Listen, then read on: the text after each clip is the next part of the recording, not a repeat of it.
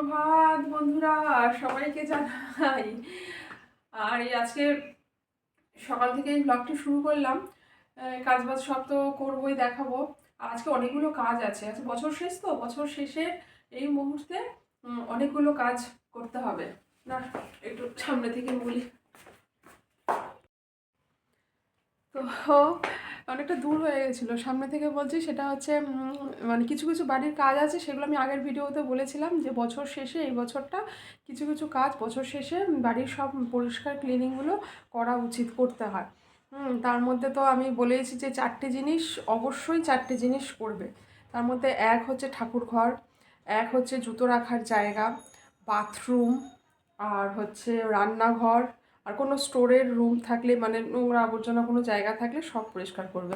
মানে এই কটা জায়গা অবশ্যই। আর এছাড়া কোথাও ধুলোবালি ময়লা থাকলে বছরের শেষ সময়টা পরিষ্কার করলে এটা ভালো, গৃহস্থের কল্যাণের জন্য ভালো। তাই ঠিক আছে, চলো। লাউ নিয়ে বসে পড়েছি লাউ কাটার জন্য। অ্যাকচুয়ালি একটু লাউ দিয়ে মানে লাউ দিয়ে মুগের ডাল করব। তো এই রান্নাটা হচ্ছে একদম কিন্তু একটু অন্য স্বাদের, ভিন্ন স্বাদের একটা রান্না। লাউটাকে ভালো করে কুচি কুচি করে কেটে নিতে হবে। আর তার সাথে তো এই যে লাউয়ের যে ছোকলাগুলো, এগুলোও তো খাওয়া যায়।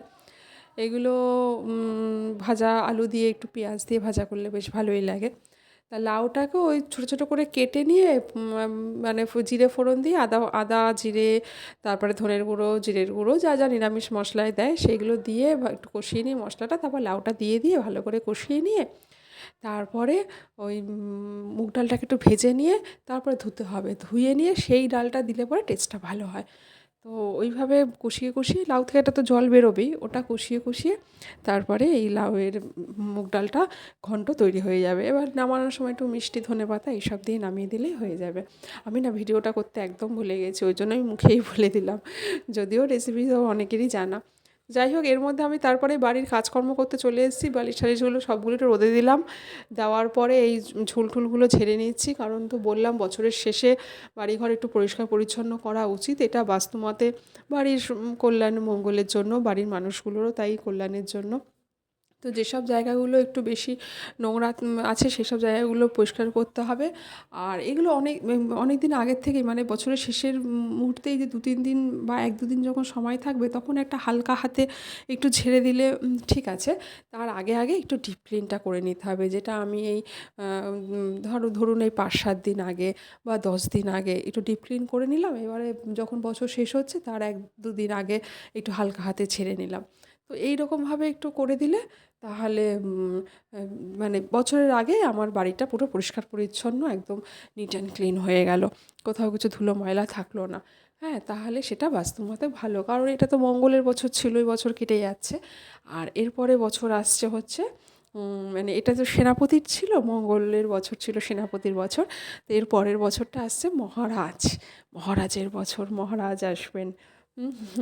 তো ওই জন্য আমাদের বাড়িঘরগুলোকে একটু বাস্তুমতে পরিষ্কার রাখলে সেটা ভালো। আর ডিটেলসে আরও পরে জানাবো, অবশ্যই বলবো। তো আমার এদিকে সেরামিকে জান না, আমার ভীষণ পছন্দের। মানে এমনি ফুলের টবের থেকে সেরামিকগুলো বেশ ভালো লাগে না, কিন্তু সেরামিকে জান না মেনটেন করা খুব সমস্যা। মানে গাছ যদি বসাই তাহলে কিন্তু জলটা খুব বুঝে শুনে দিতে হয়। যদিও আমার এখানে কোনো অরিজিনাল কোনো প্ল্যান্ট নেই, সবই এখানে আর্টিফিশিয়াল প্ল্যান্ট। তো যাই হোক, ছেলেকেও আমি শিখিয়েছি যে ঘরের কাজকর্মগুলো কীভাবে পরিষ্কার পরিচ্ছন্ন পরিপাটি করে করা যায়। ওটা তো ছেলে মানুষ, এমনিও বাচ্চা ছোট, তো ওদের তো অতটা জ্ঞানবোধ হয় না। তো যাই হোক, যেটুখানি আমি ছোট থেকে শেখাবো সেটুখানি তো অন্তত, একটা কথায় আছে, যা ঘটে তাই তো রটে। তো যেরকমভাবেই আমরা শেখাবো সেরকমভাবেই শিখবে। যদিও সবসময় কথাটা ঠিক নয়, যা রটে তার সবটা মোটেই ঘটে না, বা সেটা সবসময় সত্যি হয়ও না। তো যাই হোক, আমি বাচ্চাদের যেরকমভাবে শেখাবো সেরকমই মোটামুটি ওরা সেইভাবেই রপ্ত করবে। তো তোজোকে আমি সেটাই শেখাই যে অবশ্যই তুমি তোমার নিজের কাজটুকু অন্তত, তুমি যখন পড়াশোনা করছো, পড়াশোনা করে তুমি তোমার খাতা বইগুলো একটুখানি সঙ্গে সঙ্গে গুছিয়ে রেখে দাও। যদিও সব সময় করে না, তবুও যখনই যেটুখানি পারে ও সেটুখানি মেনটেন করার চেষ্টা করে। তো এইভাবে যদি আমরা বাড়িঘরগুলোকে সময়ের মধ্যে একটুখানি যদি ক্লিন করে রাখি, তো তাহলে সেটা কিন্তু মানে খুব নিজেদের কাজটাও পরিপাটি হলো, সময় মতন হলো, আর বাড়ির জন্য সেটা অবশ্যই শুভ হলো। ঘর বাড়ি সাজিয়ে রাখতে আমার ভীষণ ভালো লাগে, ভীষণই ভালো লাগে।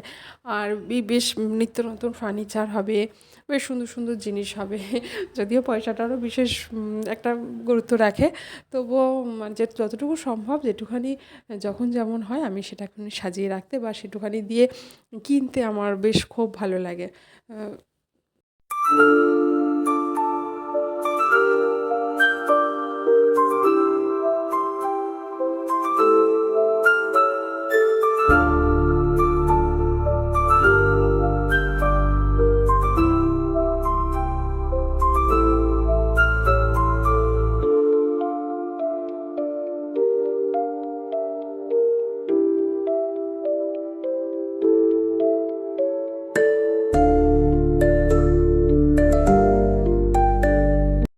তো একদিন ইচ্ছা আছে ফ্রিজটা একটু ডিপ ক্লিন করবো। একসাথে তো এক ভিডিওতে সব কিছু সম্ভব নয়, একদিনও সম্ভব নয়। তো যাই হোক, এর সাথেই ভিডিওটা এন্ড করব। যদি কারোর এতটুকু কিছু ভালো লাগে প্লিজ লাইক শেয়ার সাবস্ক্রাইব করে একটু পাশে থাকবেন, একটু সাপোর্ট করবেন। আর আমার পুরনো ভিডিওগুলো ওয়াচ করবেন প্লিজ, কারণ রোজ দিনের ভিডিও তো সমান হয় না। তাহলে আজকের মতন আসছি, সবাই ভালো থাকবেন, টাটা।